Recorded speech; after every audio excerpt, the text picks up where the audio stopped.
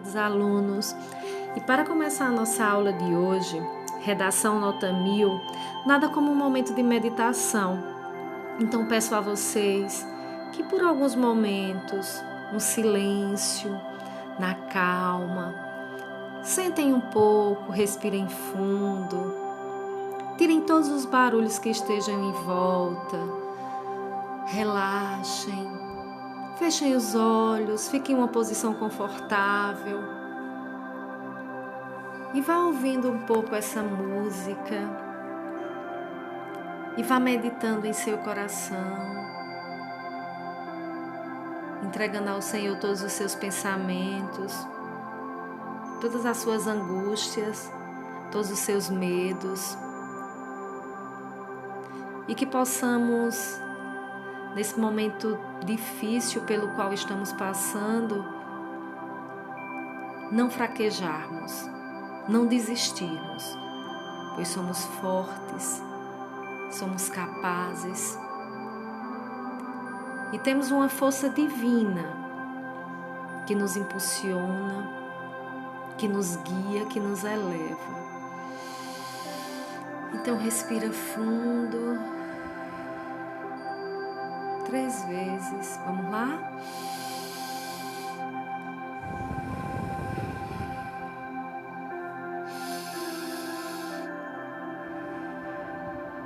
Então a meditação é uma forma de estarmos mais próximos de Deus, mais próximos do divino, mais próximo daquele que nos criou. Então por apenas um minutinho, vamos silenciar e vamos ouvir o nosso coração. Então sente em uma posição confortável, calmo, tranquilo, recebendo toda a energia, toda a força que nesse momento o Senhor está enviando para ti, na tua casa, enviando a tua energia, Senhor, para todos os alunos do CNSBC. Todos os alunos que nesse momento estão nas suas casas, recebendo a tua força, a tua luz. Então receba nesse momento a luz do Senhor, receba nesse momento a força. E vai imaginando essa luz penetrando por todo o teu corpo, entrando pela tua cabeça, pelo centro da tua cabeça, passeando por todo o teu corpo, os teus pensamentos, que a luz do Senhor possa visitar os teus pensamentos, que a luz do Senhor agora possa visitar a tua garganta, a tua voz, o teu falar. Vai deixando essa luz invadir todo o teu ser.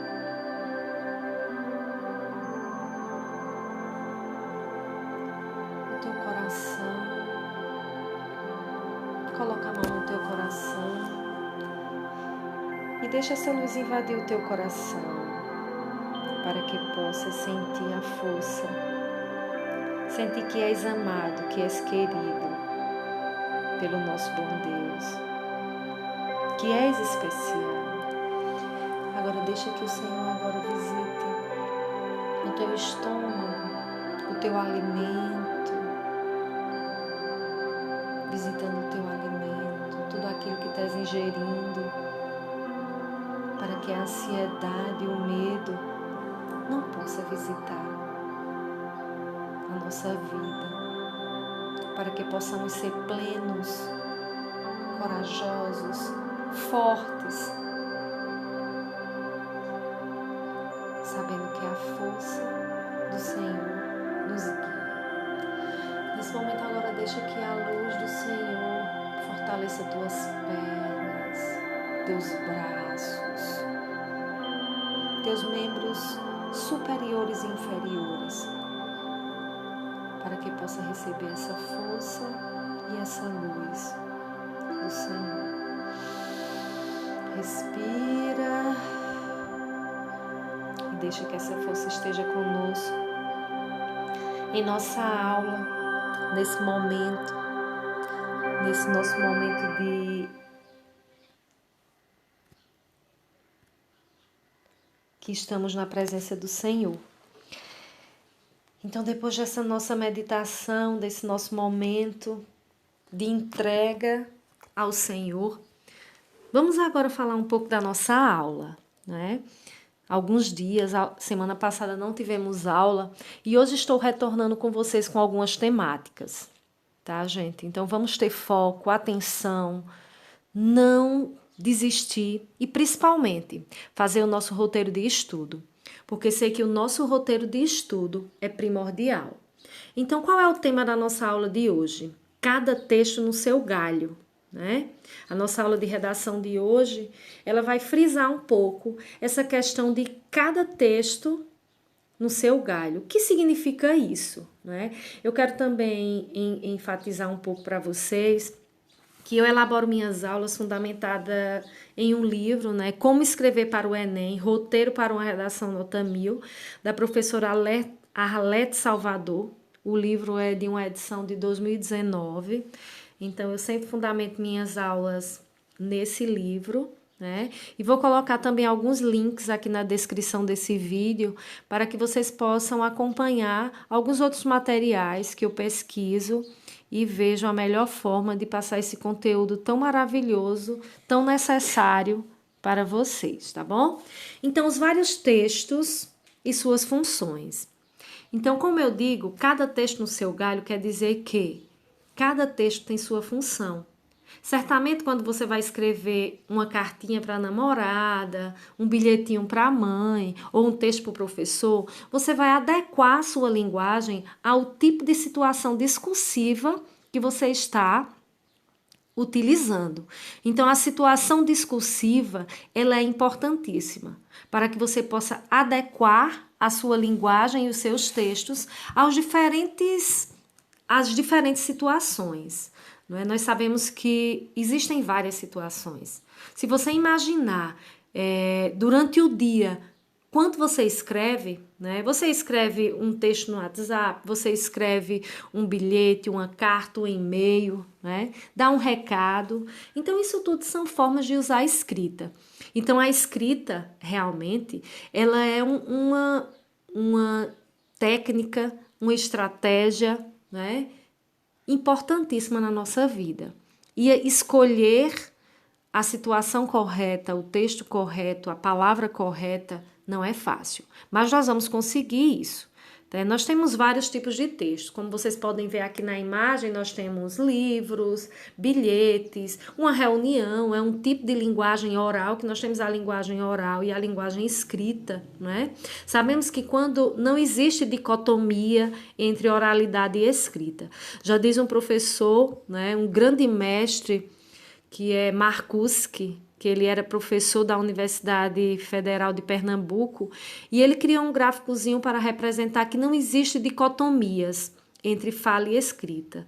Ambas são necessárias na nossa comunicação diária, né? Então, vamos lá. Os textos formais, textos informais, tudo isso fazem parte do nosso dia a dia. E você precisa estar atento para adequar a sua linguagem a determinada situação e a determinado contexto. Um artigo de opinião, né? Eu coloquei aqui para vocês um pouco um artigo de opinião que eu publiquei, né, em uma revista recentemente, para vocês perceberem a diferença da linguagem, né? Uma linguagem científica, é uma linguagem mais informal, é uma linguagem que usa os termos daquela pesquisa que está sendo desenvolvida. Só um iniciozinho para vocês. Este artigo tem como objetivo proporcionar, em caráter experimental, práticas de ensino-aprendizagem da leitura e da escrita, fundamentado em pesquisas das neurociências sobre o processamento da decodificação no cérebro. Então, vejam que há uma linguagem linguagem mais rebuscada, há um texto mais elaborado. Tá certo, gente? Coloquei esse texto aqui só para mostrar um pouquinho para vocês essa linguagem científica, não é? Das teses, de doutorado, de mestrado, sempre tem uma linguagem mais rebuscada, não é? E que se faz necessário adequar, pois se não adequar a linguagem, você não vai conseguir a sua qualificação, nem vai conseguir o seu título de mestre ou de doutor. Realmente dá muito trabalho, eu sei porque estou passando por isso.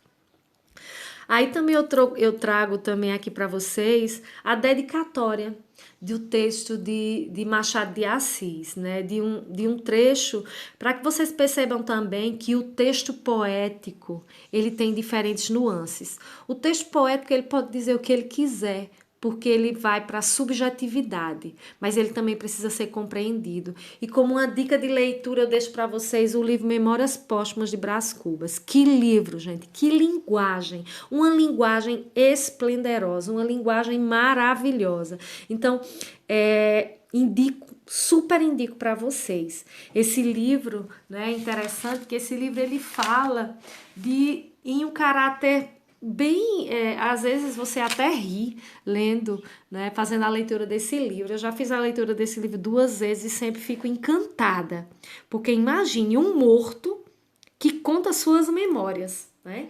Ele conta desde o funeral até a sua infância. Então, realmente é um livro muito instigante, é um livro muito enriquecedor. Ele nos leva a perceber como a linguagem ela tem um poder de persuadir, um poder de envolver. Então, isso é a escrita, gente. A escrita também tem esse poder. Então, vejam o que diz aqui, né, Machado de Assis, lá no seu livro Memórias Póstumas de Brás Cubas. Quem quiser, eu tenho esse livro, viu? E tem online também.